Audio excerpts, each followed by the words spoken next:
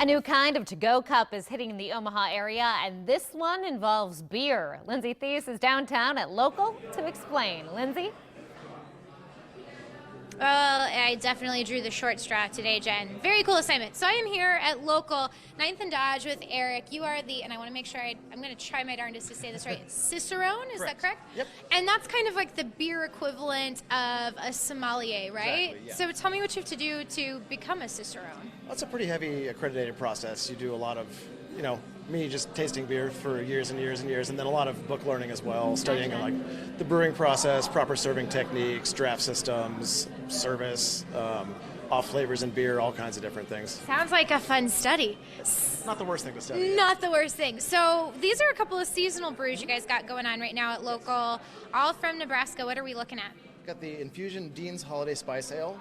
Kind of a winter warmer, kind of in that holiday ale area. Just got a lot of like baking spices, tastes like almost like a gingerbread cookie. Ooh, I heard someone say it was like Christmas in a glass. That's what the staff said last night, yeah. And what about this other one? It's the Kincaid Chocolate Pumpkin Porter. So that's kind of typical this time of year. You get a lot of pumpkin beers, a lot of, just chocolate more. Like it's getting colder out, so you want a little bit more a warming beer. Definitely. So from the chocolate pumpkin to the Christmas in a glass, there are so many different kinds that they have here. So now Local has come up with a way that you can take this home with you. Take a look. Downtown at Local, Andrew Sullivan is enjoying an afternoon brew. This is Dundee Scotch Ale from the Upstream Brewery. Now, diners like Andrew are taking home more than just the doggy bag with their meal. Meet the Crowler. It's a combination of a can and a growler. Growlers, most people know, are the large vessels that you take beer home with. The take-home cans are 32 ounces, equal to 2 pints of beer. Local owner Charlie Yin says that the two things that spoil a beer are light and oxygen. The can keeps out the light, and then... And we have a CO2 line installed here, so we'll purge the can to get rid of any oxygen that might be in the can still. From there, it's just like your typical canning process.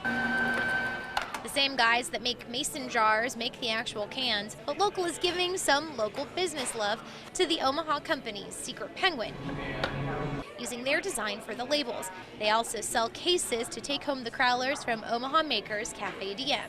Andrew's taking home one today, so he can taste his way through the state's breweries without leaving home. You can get every Nebraska beer here on there and compare them.